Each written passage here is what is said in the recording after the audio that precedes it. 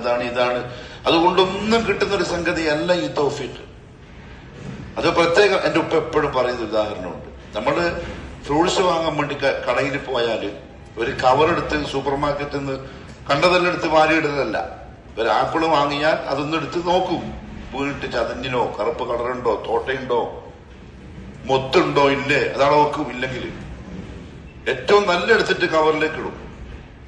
അത്തരത്തിൽ കോടിക്കണക്കിനുള്ള മഖ്ലൂഖുകൾക്കിടയിൽ നിന്ന് സെലക്റ്റഡ് ആയ ആൾക്കാരാണ് തൗഫീഖുള്ളവർ.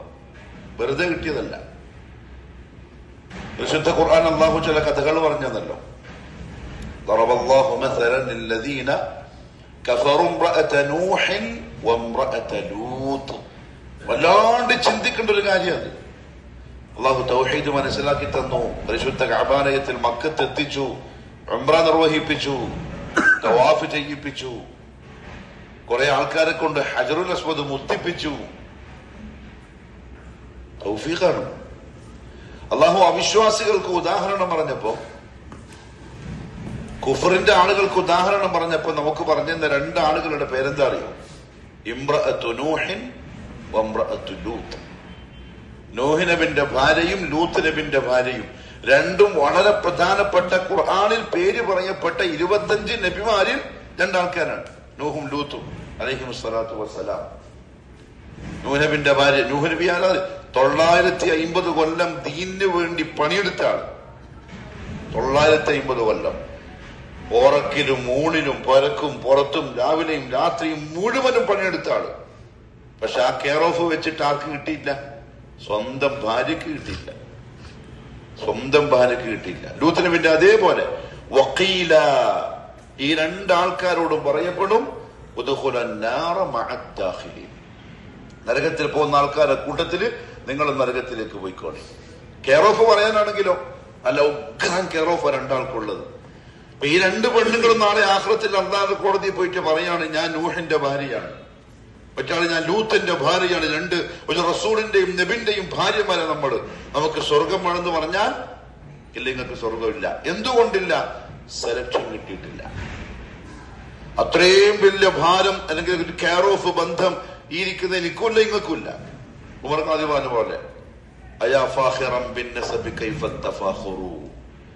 ഫഖർ, പാരമ്പര്യവും കുടുംബവും പറഞ്ഞിട്ട് അഭിമാനിക്കുന്ന ആളുകളെ, എന്തഭിമാന നിങ്ങൾക്കുള്ളത്? കുറച്ചും കൂടി മുകളോട്ട് പോയാല് സുലൂക്കും മിന്നായര് വത്തീയര്, നയന്മാരും തീയന്മാരും പറയന്മാരും പൊലയന്മാരൊക്കെ ആയിരിക്കും നമ്മുടെ പിതാമഹന്മാര്. പക്ഷെ അള്ളാഹു നമ്മളെ സെലക്ട് ചെയ്തു.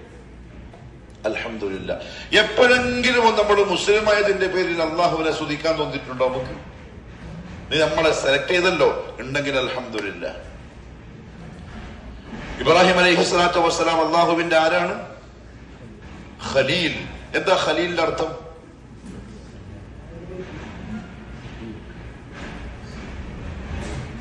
എങ്ങനത്തെ കൂട്ടുകാരൻ? ജിസ്കി മുഹബ്ബത്ത് ദിൽ മേ ജോഷ് മാർത്തി ഹോ. എന്റെ ഉസ്താദ് പറഞ്ഞ തഫ്സീറാണ്, സൂപ്പർ തഫ്സീറാണ്. ജോഷ്, നിങ്ങൾക്ക് മലയാളം ഹിന്ദി അറിയാലോ. ജോഷ് എന്താ? വളരെ ഇളക്കണം, തിളക്കം. ജിസ്കി മുഹബ്ബത്ത് ദിൽ മേ ജോഷ് മാർത്തി ഹോ. ആരോടുള്ള സ്നേഹമാണോ നിങ്ങളുടെ മനസ്സിൽ ഇങ്ങനെ ജോഷ് ഉണ്ടാക്കുന്നത്? അതാണ് ഖലീൽ. ഓൻ വിളിക്കാണ്ടെന്ന് ഓർക്ക് വരില്ല. ഒരു ദിവസം ഓനെ കാണുന്നത് നമുക്ക് ഭയങ്കര ടെൻഷനായിരിക്കും. അതാണ് ശരിക്കും ഖലീൽ. അതായിരുന്നു ഇബ്രാഹിം നബി. അല്ലാഹു ഇബ്രാഹിമ ഖലീല. പക്ഷെ ആ ഖലീലിന്റെ ഉപ്പ ആസർ നരകത്തിന്റെ കൊള്ളിയാണ്. സെലക്ഷൻ കിട്ടിയില്ല.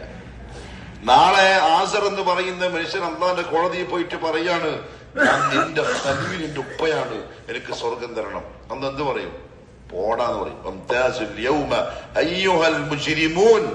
ഏതാ സൂറത്ത്? യാസീൻ. ഇന്ന ദിവസം മാറിപ്പോയിക്കൊള്ളണം. അയ്യുഹൽ മുജ്രിമൂൻ, തോന്നിവാസികളൻ, സെലക്ഷൻ കിട്ടാത്ത ആളുകൾ. അതിൽ ഇബ്രാഹിം എന്ന ഖലീലിന്റെ ഉപ്പയുണ്ട്. അവിടെ സാന്ദർഭികമായിട്ട് ഞാനൊരു വിഷയം ഓർമ്മിപ്പിക്കട്ടെ. ഇബ്രാഹിം അലൈഹിസ്സലാത്തു വസ്സലാമിന്റെ ഉപ്പ നരകത്തിലാണ്. ഇബ്രാഹിം നബി ഉപ്പാക്ക് വേണ്ടി ദുആ ചെയ്തു. അള്ളാഹുവേ, ഉപ്പാനോട് ദുആ ചെയ്യാമെന്ന് വഅദ ചെയ്തു, ഞാൻ നിങ്ങൾക്ക് വേണ്ടി അള്ളാഹിനോട് ദുആ ചെയ്യും. പക്ഷെ കുറച്ച് കഴിഞ്ഞപ്പം ആ ദുആ ഇബ്രാഹിം അലൈഹി സ്വലാത്തു വസ്സലാം അങ്ങ് നിർത്തി, പിന്നെ ദുആ ചെയ്തില്ല. എപ്പോ എന്റെ ബാപ്പ മുശ്രിക്കായി ശിർക്ക് ചെയ്തിട്ടാണ് മരിച്ചത് എന്ന് ഉറപ്പ് വന്നപ്പം പിന്നെ ദുആ ചെയ്തില്ല. നമ്മളിപ്പോ ഉംറ ചെയ്യാൻ വേണ്ടിയൊക്കെ ചോദിച്ചപ്പോ നമ്മൾ പറഞ്ഞല്ലോ, ശിർക്ക് ചെയ്ത ആളാണെങ്കിൽ ഉംറ ചെയ്തിട്ട് കാര്യമില്ല. ഉംറ എന്നല്ല, എന്റെ ഉപ്പാക്ക് നീ പുറത്തു കൊടുക്കണേന്ന് വരെ ദുആ ചെയ്യാനുള്ള അവകാശമില്ല. മാ കാന ലിന്നബിയ്യി വല്ലദീന ആമനു അൻ യസ്തഗ്ഫിറൂ ലിൽമുശ്രിക്കീൻ വലൗ കാനൂ ഉലീ ഖുർബാ മിൻ ബഅദി മാ തബയ്യന ലഹും അന്നഹും അസ്ഹാബുൽ ജഹീം. മാ കാന ലിന്നബിയ്യി, ഒരു പ്രവാചകന്, നമ്മുടെ നബിക്ക് അനുവാദമില്ല. വല്ലദീന ആമനു, സത്യവിശ്വാസികൾക്കും അനുവാദമില്ല. എന്തിന്? അയ്യസ്തഗ്ഫിറൂ, അവർ പാപമോചനം തേടുവാൻ എന്ന് പറഞ്ഞാൽ പുറത്തു കൊടുക്കണേന്ന് പറയാൻ. ആർക്ക്? ലിൽ മുശ്രിക്കീൻ, ശിർക്ക് ചെയ്തവന് വേണ്ടി. വലൗ കാനൂ, അവരാണെങ്കിലും ശരി, ഉലീ ഖുർബ, ഏറ്റവും അടുത്ത ബന്ധുക്കൾ. ആരാ ഏറ്റവും അടുത്ത ബന്ധു? ഉപ്പയും അഥവാ ഉപ്പയും ഉമ്മയുമാണ് ശിർക്ക് ചെയ്തുകൊണ്ട് മരിച്ചതെങ്കിൽ തന്നെയും എന്നോട് അവർക്ക് പുറത്തു കൊടുക്കുക എന്ന് നിങ്ങൾ ചോദിക്കരുത്, നിങ്ങൾക്ക് അതിന് അവകാശമില്ല. ഈ ആയത്തിറങ്ങിയപ്പോ സഹാബത്തിനിടയിൽ ഒരു ചർച്ച വന്നു. കുറച്ച് ആൾക്കാർ പറഞ്ഞു, അങ്ങനെയാണെങ്കിൽ ഇബ്രാഹിം നബി ഉപ്പാക്ക് വേണ്ടി ദുആ ചെയ്തിട്ടില്ലേ? അങ്ങനെയാണെങ്കിൽ ഇബ്രാഹിം ഉപ്പാക്ക് ദുആ ചെയ്തിട്ടില്ലേ?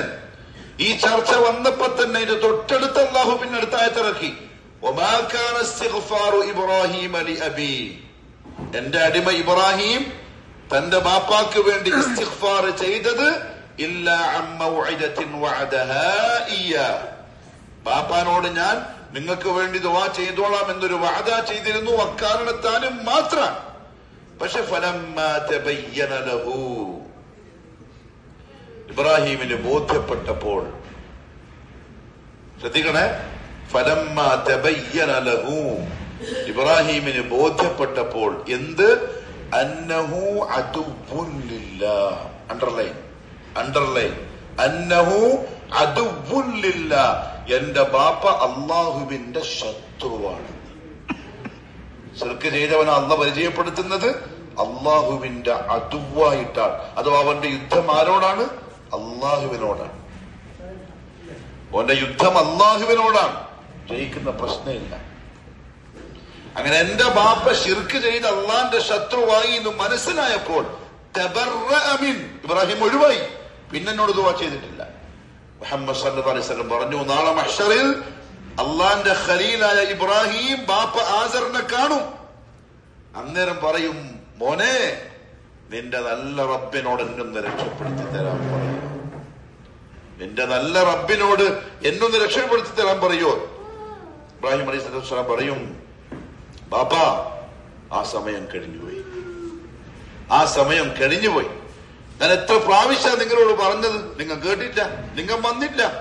മുഹമ്മദ് സല്ലല്ലാഹു അലൈഹി വസല്ലം പറഞ്ഞു, ദുർഗന്ധം വമിക്കുന്ന പ്രത്യേക കോലത്തിലുള്ള ഒരു മൃഗത്തിന്റെ കോലത്തിൽ അയാളെ ആക്കിയിട്ട് മോന്റെ മുമ്പിന്ന് നരകത്തിലേക്ക് വലിച്ചത്. അള്ളാന്റെ ഖലീലിന്റെ ഉപ്പാന്റെ അവസ്ഥ ഇതാണെങ്കിൽ നമ്മളെപ്പോലത്തെ മനുഷ്യന്മാരുടെ ഉപ്പാന്റെ ഉമ്മാന്റെ അവസ്ഥ എന്തായിരിക്കും? സെലക്ഷൻ അള്ളാന്റെ ഭയങ്കരമായ തൗഫീഖാണ്. ഇത് മനസ്സിലാക്കി